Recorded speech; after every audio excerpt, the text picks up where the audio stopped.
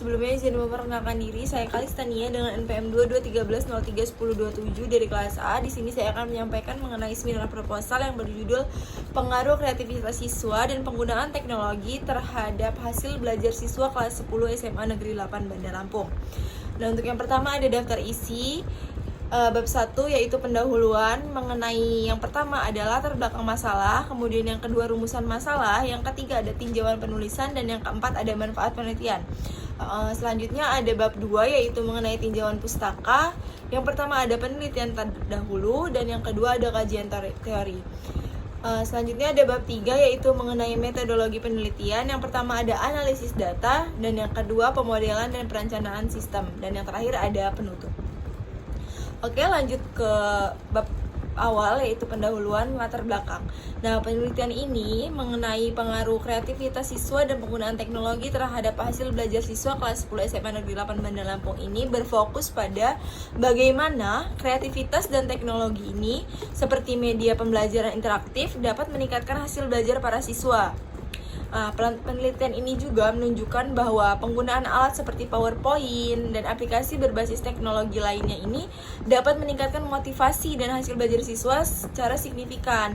Nah, selain itu juga kreativitas dalam proses belajar juga berperan penting dalam mencapai hasil yang lebih baik.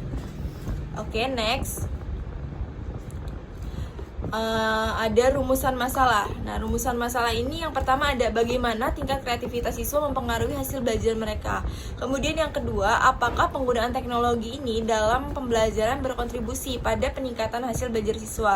Yang ketiga, adakah hubungan antara kreativitas siswa dan penggunaan teknologi dalam konteks hasil belajar. Selanjutnya ada tinjauan penelitian. Yang pertama, menganalisis pengaruh kreativitas siswa terhadap hasil belajar mereka untuk memahami seberapa besar kreativitas berkontribusi dalam pencapaian akademis. Kemudian yang kedua ada menilai dampak penggunaan teknologi dalam proses pembelajaran terhadap hasil belajar siswa guna mengetahui efektivitas teknologi dalam meningkatkan pemahaman materi. Dan yang terakhir ada mengidentifikasi hubungan antara kreativitas dan penggunaan teknologi untuk mengeksplorasi interaksi yang mungkin ada dalam konteks pembelajaran yang lebih efektif. Kemudian yang keempat ada manfaat penelitian.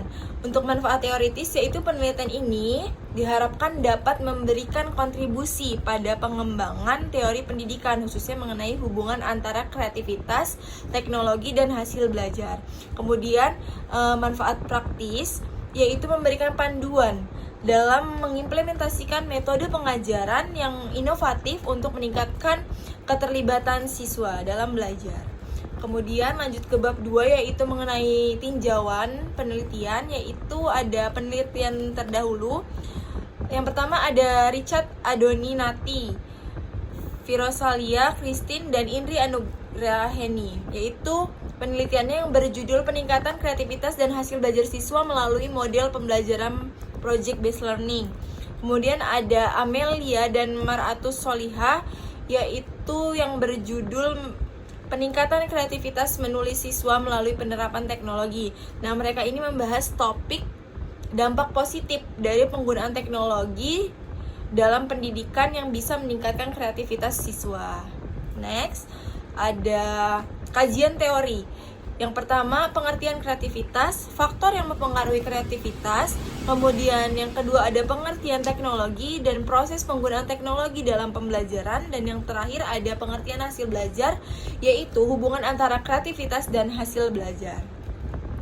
Selanjutnya, bab 3 yaitu mengenai metodologi penelitian. Metode yang dipakai yaitu metode kuantitatif, yaitu jenis penelitian yang bersifat asosiatif kausal yang bertujuan untuk mengetahui hubungan sebab akibat menggunakan metode survei melalui penyebaran angka serta dokumentasi. Tempat dan waktu penelitian yaitu dilaksanakan di SMA Negeri 8 Bandar Lampung. Dan untuk populasi dan sampelnya yaitu siswa kelas 10 SMA Negeri 8 Bandar Lampung dengan total jumlah siswa yaitu kurang lebih 270 siswa. Dan untuk sampelnya yaitu teknik Fortinet, Strived Random Sampling, kemudian nomogram Heriking dengan taraf kesalahan 5% dan tingkat kepercayaannya yaitu 95%. Jadi untuk sampelnya bisa kita jumlahkan sebanyak 187 siswa. Oke, untuk selanjutnya yaitu ada analisis data. Analisis data itu yang pertama ada analisis deskriptif, yaitu modus median, nilai maksimum, nilai minimum, standar deviasi, dan tabel frekuensi. Dan untuk analisis regresinya yaitu uji normalitas, linearitas, kolineritas, homossedisitas, hipotesis, simultan uji F, dan parsial uji T. Mungkin itu saja yang bisa saya sampaikan. Saya akhiri, wassalamualaikum warahmatullahi wabarakatuh.